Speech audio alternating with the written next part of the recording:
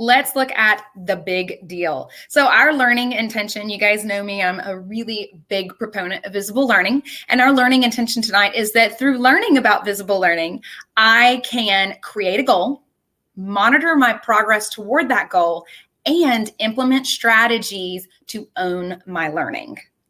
Those are some pretty lofty goals for an hour, but I think we're going to get through it step by step. Are you with me? Thumbs up. Super excited about learning to be a visible learner. Woo! All right. Okay. So first thing I want to do is talk about visible learning in terms of just what is it? Because when I think visible learning, when I say visible learning, you're probably thinking about like visual learners, like I learn by seeing. And that's a valid way to learn. But when we're looking at visible learning, we're actually looking at ways that others can look and see that you have learned. So it's a little bit different. But it is a research-driven element, and I love best practices, and I like to know that what I'm doing is worthwhile and it's going to have a positive impact. We're going to look at creating a goal, and then we're going to look at some successful strategies that we can use in our own practice to help us take ownership over our learning and move beyond what happens in the classroom. And then we're going to talk about some ways to monitor your progress, and I got some sources here for you that I think will be fun. So, everybody ready for some handouts?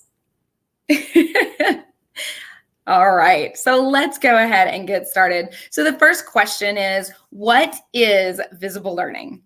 So what is visible learning? What do you think?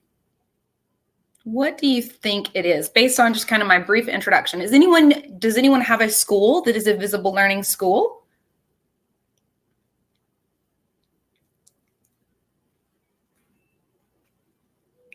All right, that's okay, because visible learning is about you, the student, not me, the teacher, and not the school. So just a little bit of background. We've got John Hattie, and he's got this database of over 1,400 meta-analysis with over 70,000 studies and 300 million students all over the planet, okay? And so for that reason, it's viewed as the largest educational research, and it changes every year. So he puts in all of these studies that are constantly happening, and it's updated about every June. So we're going to be looking at the most recent update, just in case you are familiar with it. So the focus is on you the learner, and you needing to prepare for your future. But we want to make sure that you are empowered to take ownership of that well. So if we look at how that's defined, John Hattie says, students who exhibit the self-regulatory attributes that seem most desirable for learners, self-monitoring, self-evaluation, self-assessment, and self-teaching. Now, that sounds a little weird, right? Like, you got a teacher, but how do you self-teach yourself? What do you think?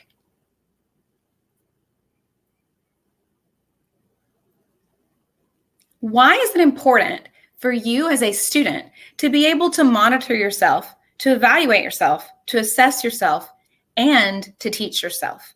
What do you think? Tell me down there in the chat.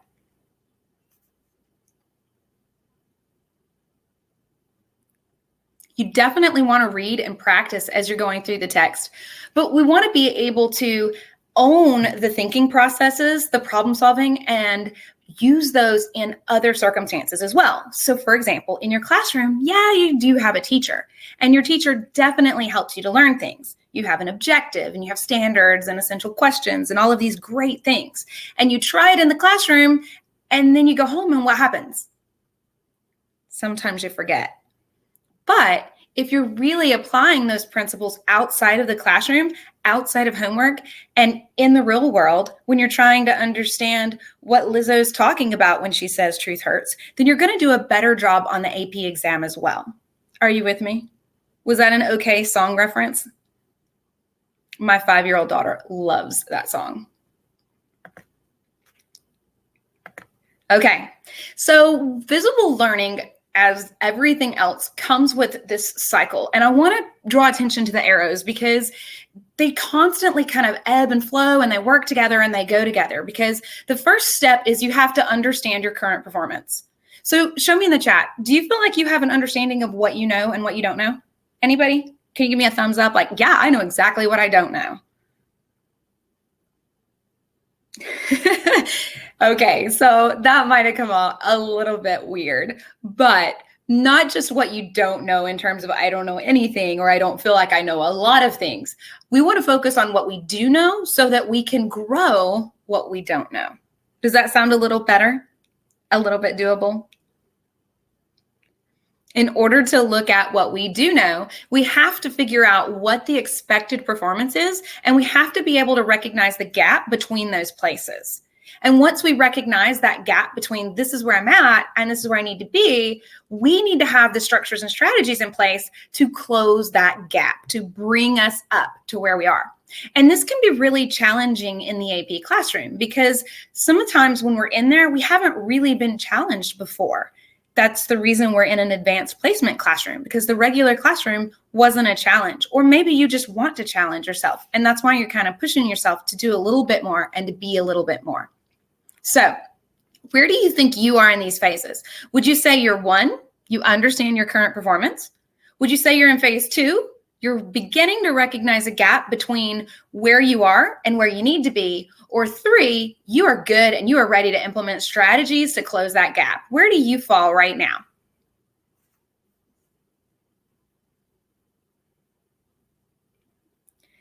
I think that's where a lot of us are, even myself, especially like, for example, with the revised rubrics coming out yesterday, we're in a place where we know where we need to go, but how do we get there? So we're going to look tonight at ways that you can figure out where you are and a goal that you can set for yourself. And then we're going to look at some research-based strategies and some best practices that you can own so you can grow forward. How does that sound? Okay, so real deal, why does it matter? These are life skills that we're talking about here. And you may be in high school now, but you're about to go into the real world, and you're going to have to learn anywhere and everywhere that you are in order to be a productive member of society. So you're going to maybe go into college based on the fact that you're taking an AP course. In a college classroom, you learn a little bit differently from how you learn in high school.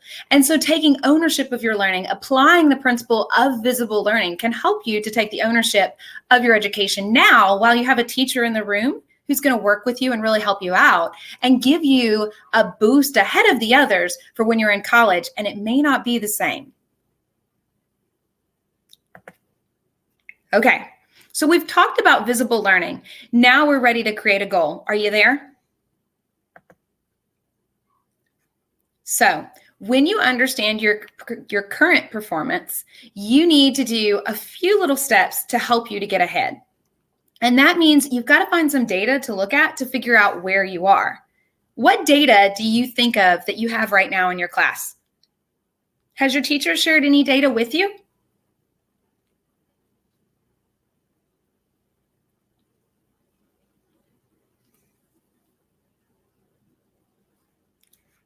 Sometimes it can be challenging to figure out your current performance, especially in the beginning and when you're not really sure of what you're looking for.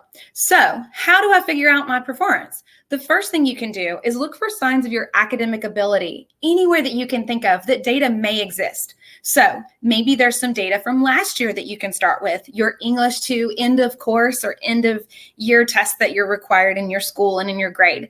Maybe it's something as simple as your reading Lexile level.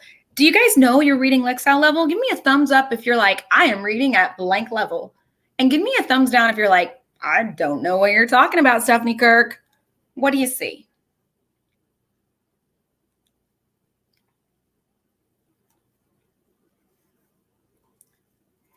I often see that. Once we're in that AP class level, we haven't looked at our reading Lexile in a very long time. But I think it's an important and valid thing to look at. So we're going to talk about it tonight. Next, you have your AP classroom progress checks, and you can easily use them.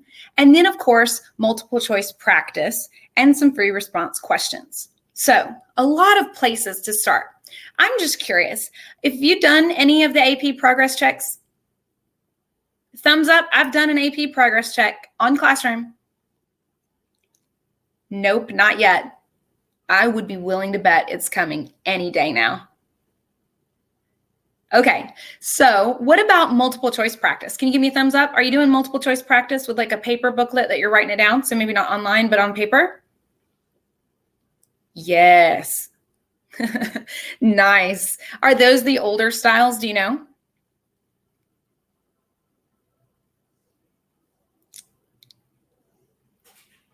Okay, so the multiple choice questions did change just a little bit. So that's why I was asking about that. So, okay, what about free response? Have you looked at some of the free responses and had the opportunity in your classes to sit down and actually see where you stand? We're talking sit down, look at it, 40 minutes-ish, maybe a little bit more, to write an essay and feel that pressure and see what you've got in you. Have you done that yet? Not timed. Okay. So we'll talk about the importance of time tests in another stream, but think about the way that impacts you when you're working on it, okay? All right. So I have a few things here for you.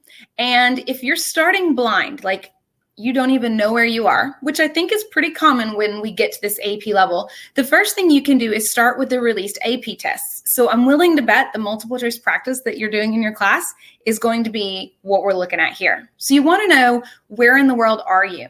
And with those AP tests, your teacher, when you're using them in the classroom, now they can't give you the tests to take out of class if they're using an AP one, but generally they can go through and you can look at the specific skill that's addressed by each question. So you can categorize and monitor those skills areas. Have you done that with your multiple choice practice in class?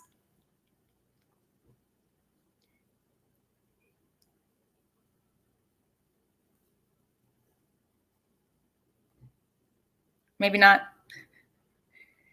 Okay, excellent. Knowing where you stand in those categories can be a huge hand up for the next one.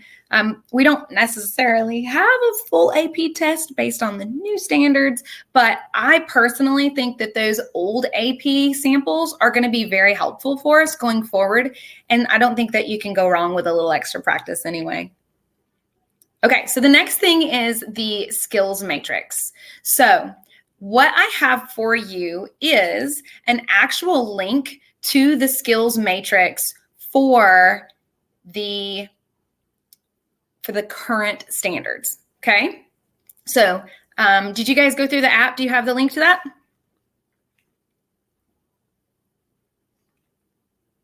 If you click on that link, will it open for you?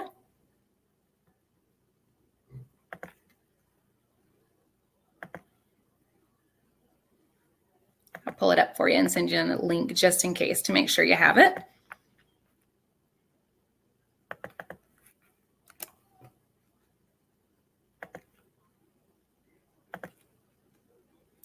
Put it over here in your chat.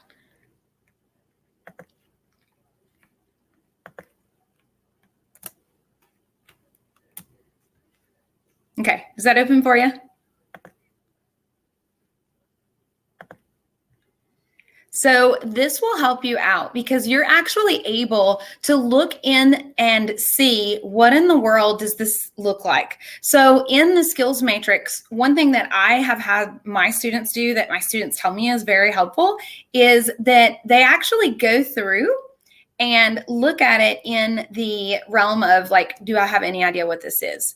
That can be a big leg up in terms of the skill. So you can just go through, look at it and think, hey, I'm completely clueless. And then I can teach this is on the other end. So just know where you are with what these standards are. Now, just a little bit of a tip. If we look, say, for example, at 1A, it says identify and describe the components of the rhetorical situation: exigence, audience, writer, purpose, context, and message. I'm pretty good at telling you what those are. But if I'm a student and I know I struggle with it and exigence is a new term for me, I may not be clueless, but I probably shouldn't mark that I'm teaching the class. This isn't a document you're turning in to anyone. So the best thing you can do is be honest with yourself. Where do you stand? Do you think you're going to use the skills matrix a little bit?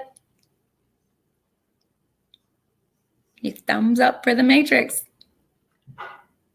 This is going to be helpful, I think, if you revisit it throughout the semester as you go through it and throughout the year so that you can start to see your actual growth occur. I have my students do it in a different color of ink each time they come back to it. All right, the next big link, readtheory.org. Readtheory.org. So I know that no one wants to know like that extra thing. But what's great about this is it's going to find out exactly where you are in terms of reading, because it's going to give you a pretest. It's completely and totally free, but it's going to give you a pretest for your reading level. And then you will actually be able to go through and read. Now, we know research tells us with children, we read 20 minutes a day to grow, right? So what if you just did like 20 minutes a day to own your reading? It does a few things. First of all, you're going to actually get to see the charts. You're going to see the little dots that go up and down for each time you go through and you complete a lesson and you watch your reading improve. And that is so powerful and so motivating to so many of my students. My own child uses this to practice his reading as well. So I think it's great. But on top of that, you're going to build academic stamina. And academic stamina is so important because when you sit down to take this test or the ACT test or the SAT or whatever it is, you've got to have it in your head so that you can hold it together and move forward through that text. And so looking at your read theory can really help with knowing where you are. Anyone familiar with read theory? Thumbs up, thumbs down. It's definitely something to give a look. It'll help you out because you can find out exactly where you are. And this is very beneficial. Okay. And then the next piece, I would say, if you're starting blind and you have no idea where you stand, what ACT or SAT data is available? Obviously, you're going to get the most information from the ACT or data if it's an official one, right? ACT or SAT if it's an official one. But our school, for example, we do school-wide ACT days. And so we have practice ACT data that's available as well. And that may not be, the ACT may not be the same as the AP stuff, but it's definitely going to be aligned. And if you're looking at the SAT, well, the new questions that have come along from AP Language and Composition exam are supposed to be aligned with that. So you should be able to see some correlation there. So, are you with me still? Are you still excited about figuring out how to own your data? Okay, so the next piece that we're going to look at tonight is that next phase of our cycle. Okay, so we talked about this cycle kind of going around, and now you've got some structures and strategies that are going to help you understand your current performance. But once you know where you are, you've got to figure out where you're expected to go. Are you ready to talk about where you're going to go? Okay, we have to figure out what's expected, and then we're going to treat the performance expectations. So how do we do that? I want you to think about your future plans. What's going to be your goal? And I actually created a little poll for you. And I see 4s and 5s are your goal, and I love that. But just in case, I did want you to be able to use this link to kind of see what the expectation is for your college, wherever you're planning to go. Do you guys know what the expectation is at your college? Give me a thumbs up if you've done this before, if you've looked it up to see what college credit you're going to get in your class. Has anybody looked that up? You need a 3 or higher? Okay, here's a question, bonus question.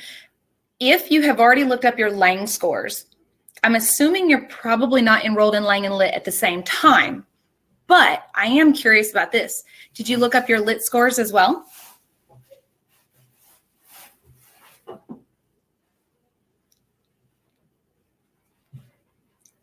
Just curious.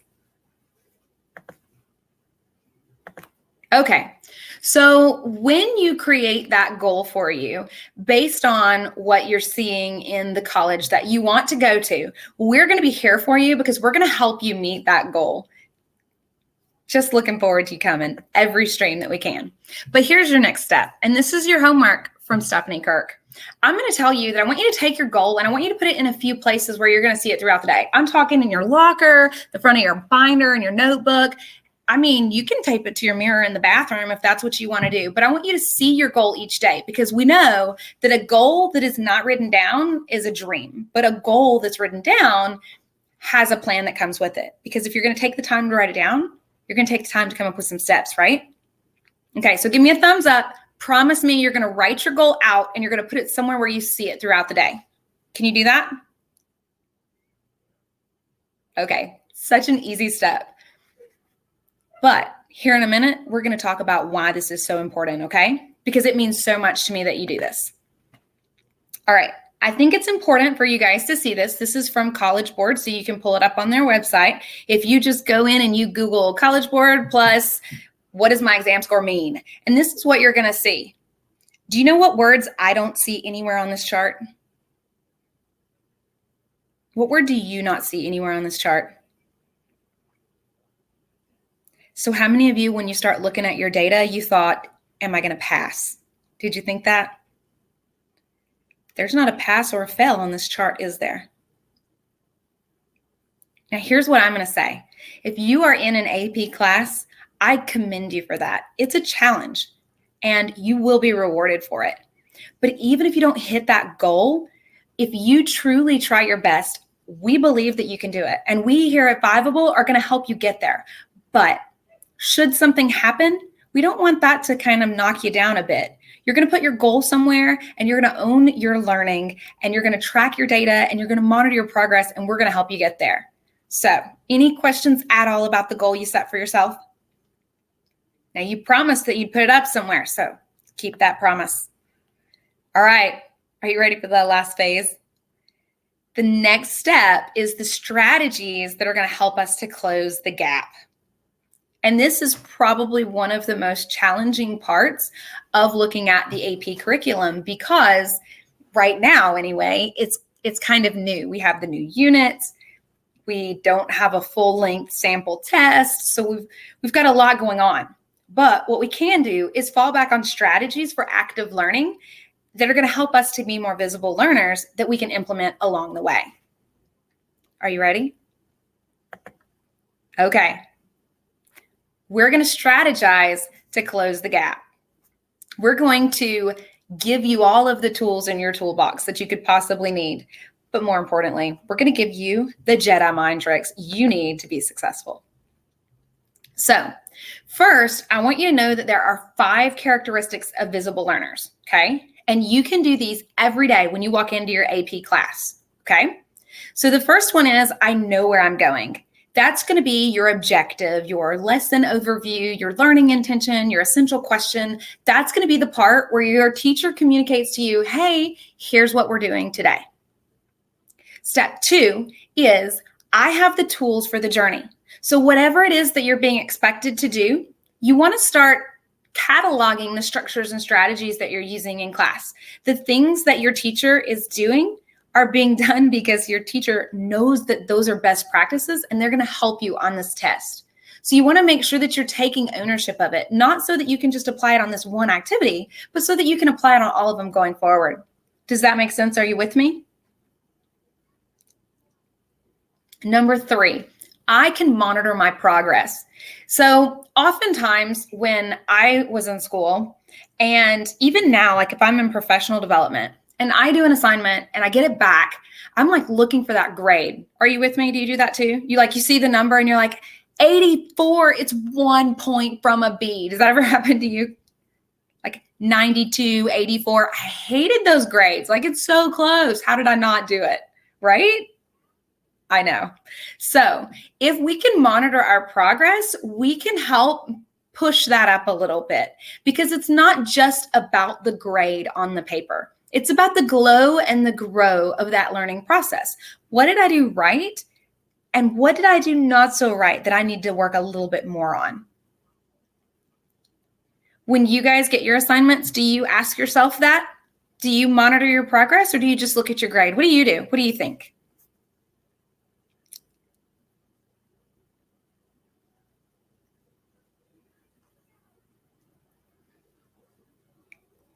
No thoughts on that. Okay, well, the next one is, I can recognize when I'm ready for what's next. So when I'm doing one step in my process, if I know I'm going to do the synthesis essay and I'm going through and I've been monitoring my progress, I know exactly where I stand, I'm going to start with it, but I'm going to recognize when I'm ready to move to the next piece. So once I've gone through and I've annotated my prompt, I analyzed what I'm doing, I know my background, I know my advice, I know my task, I'm ready to move into reading the text. Now I know how to annotate that. So I'm recognizing when I'm finished with this chunk of my learning, or I'm finished with this chunk of demonstrating mastery of my learning, and now I'm ready to go to the next step. Okay, are you ready for the last one? I know what to do next. This one can be a challenge because I know that I've had times when I'm like, I don't even know what to do. What about you guys?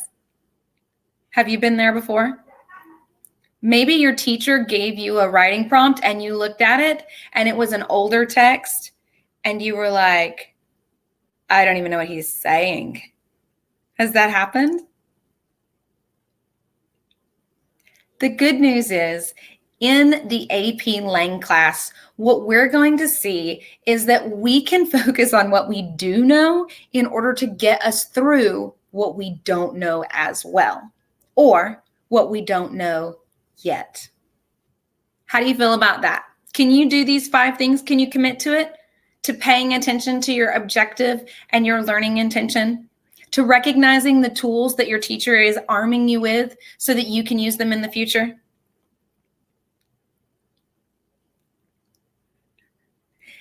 Can you commit to monitoring your progress? Not just in terms of that 84 or that 92, but in terms of your glows and your grows so that you can identify a strategy to help you improve?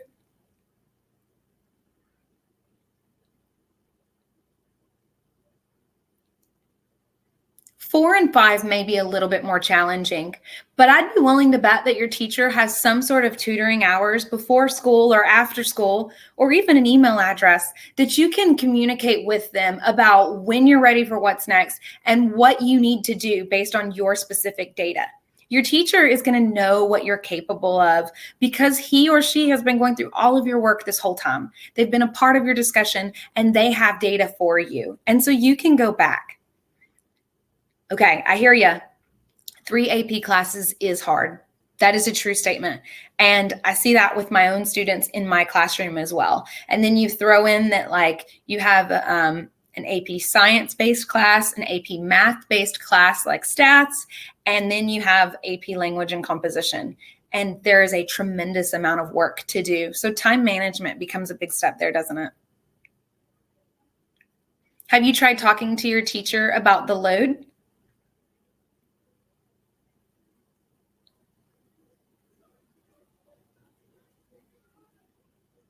I would definitely try communicating with the teachers because at our school, one thing that we really try hard to do is to be aware of what's going on in the other classes because we do have students with 3, we have students with 5, and we actually have a couple of students who self-study as well on top of those that they have that are offered during the day.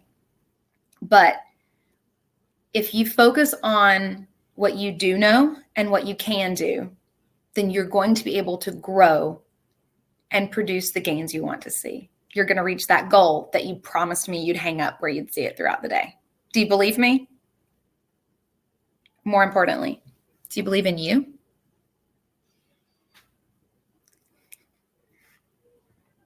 Okay. So, what can you control? What are some examples of things that you personally can control? Because there's so many things out of your control. But if we focus it in, can you tell me in the chat, what is something you can control?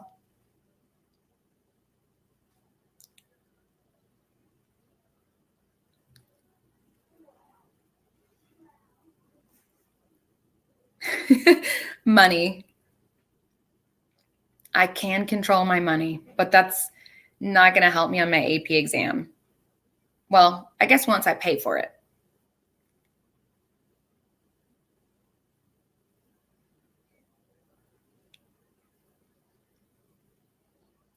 Completing your work on time, 100%. You can control that. Now, I realize that there are times when I'm being a real human being here. Sometimes when you're able to put a little bit more into this assignment than you did into this assignment. And I think that being a visible learner is recognizing that you can control that. I can do this assignment on time. I can do these skills. I can struggle with these skills. So the ones that you're going to struggle on are going to be the ones where you kind of want to work with your time management to control that. What else can you control?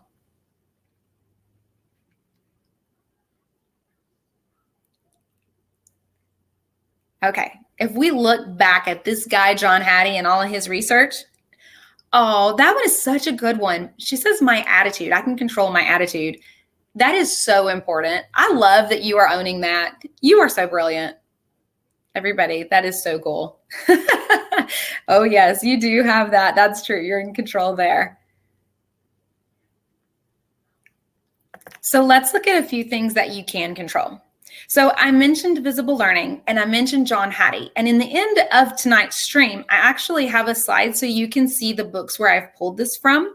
And I'll send to you an email that has a PDF with this on it. This is the June update. So basically, what you see is this color realm of things that are driven by the student, okay? And these are the things that you can control a lot of these elements. Now, you're like, what do these numbers mean? This is AP Lang, and I'm going to tell you what these numbers mean. So when we look at effect size, the thing that you are doing has an effect on you to some degree. And based on all of this research from across the globe and students everywhere in every grade level at every academic ability, what we see is this consistent pattern of 0.4 being 1 year's growth. So theoretically, if you go to school for 1 year, you should grow 1 year. That makes sense, right? It definitely does. So anything that's above 0.4 is greater than 1 year's growth. So I want you to look, for example, here at self-reported grades. That is way higher than 1 year's growth. So being able to identify where you are and what you're expected to do and to close that gap and to identify what your grade is and why your grade is that way has a huge impact on you. So if you can control your willingness to look at your work, to identify your glows and your grows, you can hit this tremendous growth just from that one strategy. That's so meaningful, don't you think? Okay, so I talked earlier about academic stamina. Look at concentration and persistence. It actually continues to engagement, but I was trying to work with my font, right? So that's a 0.5. So if you can focus on your concentration, if you can maintain academic persistence, you can grow more than 1 year. That's important. But so is believing in yourself. So some of these things, like as you click on the PDF link that you'll be able to see, and I'll email all of this to you just so that you'll have it later outside of this stream. But with this, what you'll see is that there are some negatives like anxiety or boredom. Do you ever get bored? I'm going to let you in on a little secret. There are some lessons that your teacher probably gets bored with too. I know that sounds counterintuitive, but your teacher is going to have to start somewhere to push you through and pull you up. Now, those are way fewer as you get more into the levels and beyond that first or second unit where you're just kind of using your working memory to memorize the very basics. But if we can come up with some way to truly engage in our learning, we can control that. Because the reality is you're going to get an old guy text. You're probably going to get something that's challenging to read. So what can you find in that text that helps to make it more meaningful and accessible to your data? But here's another one. Negatives like anxiety. How do you guys feel? You feel like you got some anxiety? I mean, I have anxiety. What if I put this word in front of it? Test anxiety.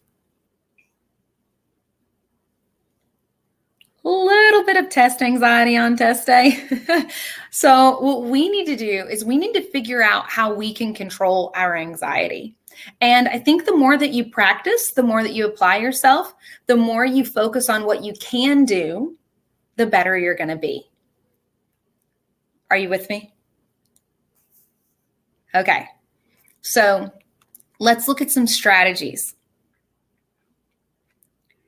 When we're looking at how we can own it outside of the classroom, how we can truly internalize what it is, we have a variety of different strategies that are given to us to see, okay? So looking at them, you can see that like the darker blue is like the color you want. Because do you remember, can anyone tell me in the chat, what's 1 year? What number would I be looking at to produce 1 year's growth? What does that look like? Perfect. 0.4. Sorry, I needed a sparkle water break. All right, so with that 0.4, that's 1 year's growth. But we want to try to kind of bring it up, okay? So if we look at deliberate practice, we look at effort, looking at imagery, seeing it, looking down here at mnemonics. Are your teachers using Space Cat or Aspects or Soapstone? That falls into that category. Or maybe they're using Optic for visual analysis, or maybe they're using like TTATs to build your paragraph. Maybe they're using Diddles, one of those mnemonic devices. That can be something that can kind of help you along the way. Note taking. Are you guys taking copious notes in class, or are you just kind of sitting there and just involving the discussion? What do you think? Think about that note taking. Note taking can be very powerful. At the end of each night, you can go through and just review that information. One thing I love for my students to do is to go through the class activity with me in class and then go home and just review the exact same activity. Because if we used something as an example in class and you didn't really get it, then maybe when you're at home, you're going to get that a little bit better. Or maybe you're going to go home and you're going to think of a question and you can email me that question and I can help you out a little bit more with that strategy. Notice outlining and transforming. Practice testing. And I think practice testing is important because we talked a moment ago about how things like boredom and anxiety can get in our way. But if we can buckle down and feel the anxiety of the test before the real thing, then that can truly help us out because you know what to expect. And you can brainstorm some strategies before you walk into that real situation. One thing that some schools are doing is having a Saturday morning practice test. I think that's a great idea. If you have a teacher who's willing to do that with you, so you can come in, sit down, go through the whole thing and have that feedback, it's a brilliant strategy to help you out. Look at record keeping. That's something that has, we're going to look at that with our data tracking and some different resources here in a few minutes that we're going to look at with what we can do. And then you can kind of see that space versus mass practice. So think about it like this. You might not be aware of it just yet, but if you truly think about what your AP Lang teacher is doing throughout the course of the semester, I would be willing to bet that you recognize that your teacher's kind of like chill, chill, chill, stress, stress, stress, stress, stress, chill, chill, chill, stress, stress, stress. Do you see that pattern in your class? Can you give me a thumbs up if you're like, yep, absolutely. You know what? It's intentional. It's not your teacher's just being spaced out. It's not that your teacher doesn't care this week and she cares more next week. It's none of that. It's that research shows that helps you to learn to manage the overwhelming academic stamina that's required. I do the same thing in my class too. Does that make you feel a little bit better about that? It can definitely be something that pulls you up. Looking down a little bit further, integrating the strategies with prior knowledge, especially if you're in APUSH. Is anyone in APUSH in here? Can you give me a thumbs up for APUSH? One thing I love to see is when Lang and APUSH are brought together because you can apply so much of rhetoric to that APUSH class and you can bring those texts into the different skills in both ways pretty good. But looking down here, you can kind of see summarization. Look at this, teaching, test taking, and coaching. Now, that one does have positive, but it's still not 1 year's growth. So if we look at that one, we want to think about how we can pull that to help us out because we definitely want to practice the test so we have that ability to deal with the academic stamina that's required and to push us forward. Okay. Those are things that like you want to think about as you're going through, but I also wanted you to see some student learning strategies. So this link that's on this slide is actually going to take you to a site that's going to explain what all of these things are. Now, I only picked some of the highest areas for you to look at with me tonight, but there are so many more. So I wanted you to have the resources so that you can go through and look for some of the strategies that are really going to help you out. So you kind of will know what it's there. Do you have any questions about anything on the strategy list at all?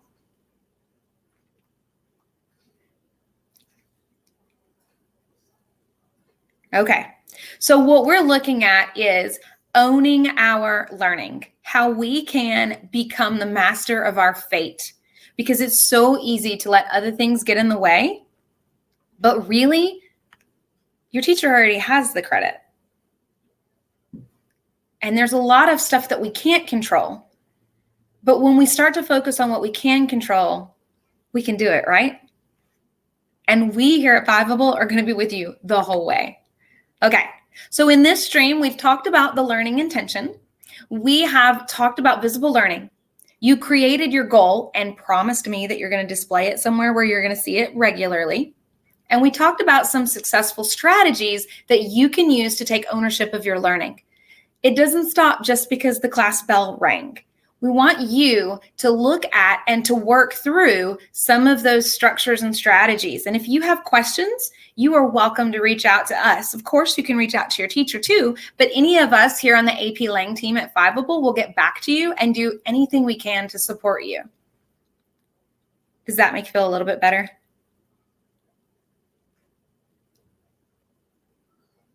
Okay, so monitoring progress. First step, revisit that skills matrix, okay? As you go through the year, you should see your skills increase. So thumbs up, you're gonna use the skills matrix. Do you see it? Are you gonna use it? Lovely little PDF there. You can even take it in tomorrow. Hey, I learned this from Fiveable. They shared this cool resource with me. I thought some of the other kids in the class might benefit. All right, next thing, number 2, use readtheory.org. Your school may have a universal screener, something like the STAR test or Reading Plus or something like that. If your school has one of those resources, use that information to monitor your progress instead. If your teacher is having you do those assessments and not sharing that data with you, or if you want it more regularly than they are giving it to you, just ask. Your teacher wants you to be successful. Even on the days that you don't think your teacher cares, I promise you, your teacher will shine only when you shine. So if you have a question, ask. They're going to help you out. Next, look at existing multiple choice passages.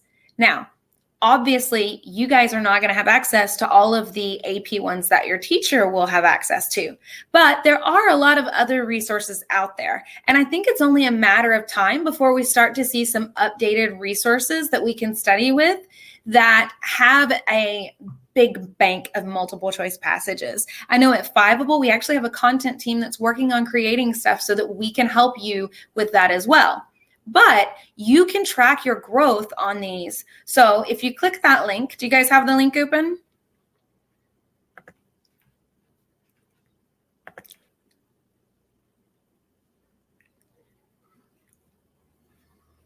You see that link?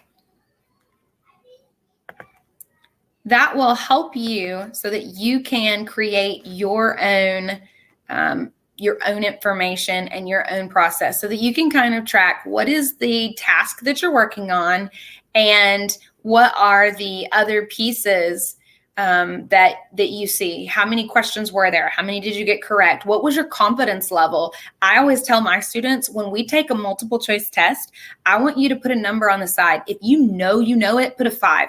If you have no clue, put a 1. If you're worried about thinking about how much time or how much confidence you have, just put a check mark if you know you got it and a slash across the number if you're like, didn't get this one, or if you identified it as a time bandit and moved on, because you can track what your confidence is. And then what you'll see is your confidence is growing too. And believing in yourself is a huge part of the battle with this course. Questions on that?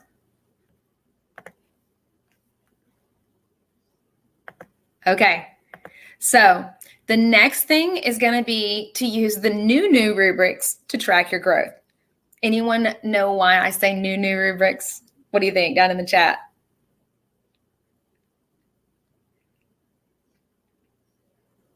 Okay, are you ready for this? The rubrics were updated and samples provided on College Board's website last night. So if you are like me and you've been in school for a few weeks, we definitely want to look at the new rubrics and we want to track our growth on those rubrics, okay?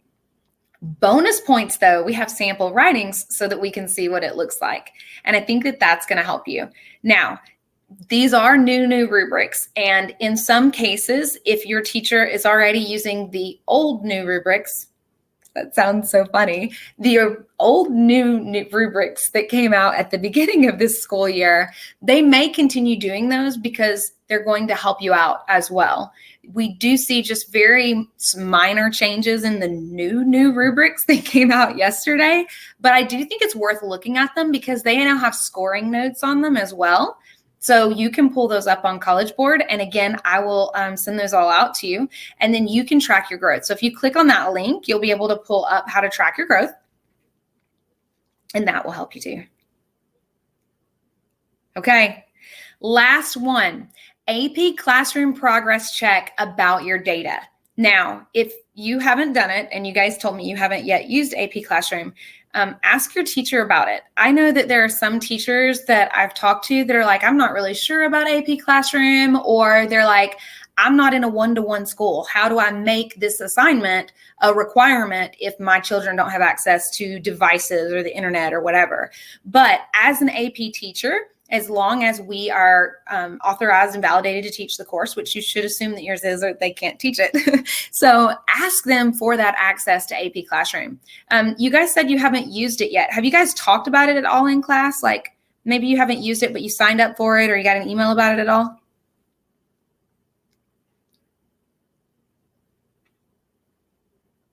Signed up. Yes, that's the biggest part right there. So as you go through and you do it, it's going to let you see where you stand. So just to kind of get your mind wrapped around it, that first progress check that you're going to take, it's going to have 9 questions, okay? I'm not going to tell you what they are, but they're going to be on the Unit 1 skills. And the way the units are designed, they kind of like circle back. So if you feel like, man, Miss Kirk just won't stop with this claims and evidence, it's because we're going to do claims and evidence all year. We're going to do it at the start, and we're going to do it in synthesis, and we're going to do it in rhetorical analysis, and we're going to do it in argument, and we are going to do it all over the place, okay? And so we see that they kind of lap back. So your teacher will have data to show you kind of your progress. Now, you won't get much until after you've done a few different examples on that progress check. And so the more that you do, the better it will be. But again, it's going to take time because your teacher doesn't want to give you that progress check before you've had the instruction. So you won't get that first one until after Unit 1, and you won't get the second one until after Unit 2. Okay? You feel a little better about that now that you know kind of what to expect? Excellent. I think it's an amazing tool, and I'm very thankful we have it. But my favorite is still Fiveable for right now. Okay, look at that. We've done it. We've done everything we set out to do. Do you think we have? Okay. So when I did my first stream, someone said, this is all great, but what do you expect in your classroom? So is that what you're wondering now? Like, okay, Stephanie Kirk, what are your expectations? Because I have those for you. I was prepared.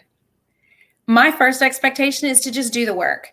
I always tell my students, it's okay not to know yet, but it's not okay not to try. So whatever I give to you, I just want you to do it. Just try it and always put your best effort forward.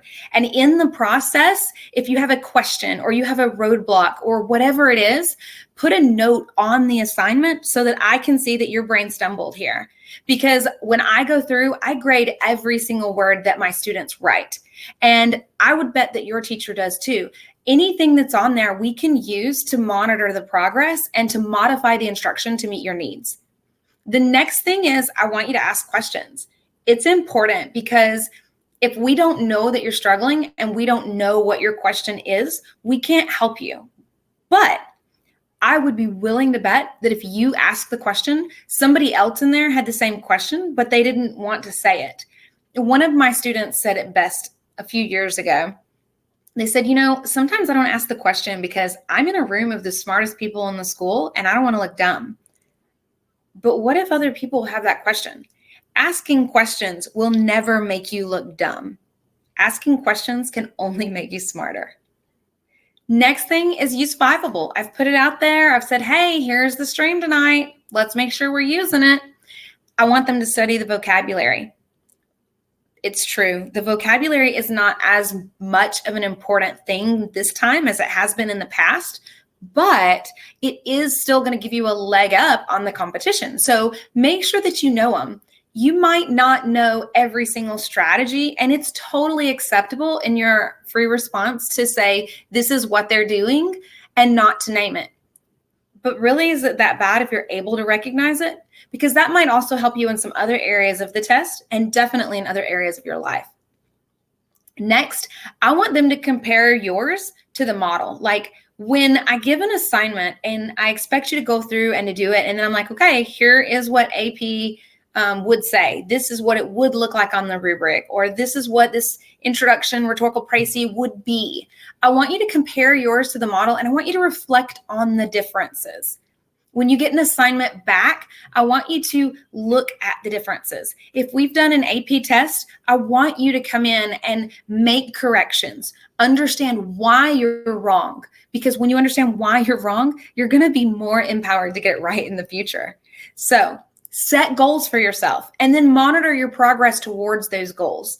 I sort of force that issue in my class, but I also want there to be some ownership as well, because maybe I'm not always going to be there for them. They're going to leave my class soon. But monitoring progress is something that's going to help you in the real world and throughout the rest of your life. Okay, any questions about my expectations? All right. Our goal tonight was to really focus on how we as students can own our own learning, how we can take charge in our circumstances. Maybe our teacher goes on maternity leave. Maybe there's 1,000 snow days because you secretly all hope for them. Maybe there is a flood or a hurricane that closes the school. Maybe there's none of those things. But would it really be that bad if you were able to take the ownership of your own learning and do it now and have structures and strategies while there's someone who can help you out before you get to college, before you get into the workforce? So our goal was to create a goal. Can you give me a thumbs up? Do you feel like you have a goal? Yes. All right. Now the next step is to monitor the progress. You've been given some structures and some strategies and some files to help you with your progress. Are you guys going to monitor your progress with those files?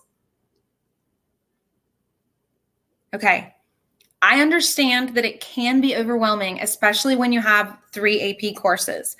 So try to structure it out. Take like Monday can be your first block AP class where you do a little bit extra to look at monitoring your progress there. Tuesday can be for the next one. So even if it's just that once a week to go back and do a check and see, hey, where am I at? That can still be very powerful for you.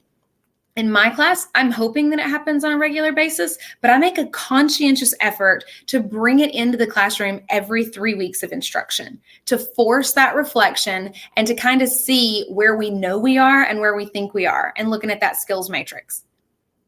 Then our last step is that you can implement some strategies. So we talked about some strategies tonight that best practices and research prove will be beneficial to you.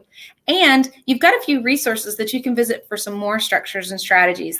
And of course, you can reach out to us with any questions about any of those, or you can ask your teacher about them. Do you feel okay about your ability to implement some strategies that you already have that you didn't realize you had? Can you give me a thumbs up on strategies?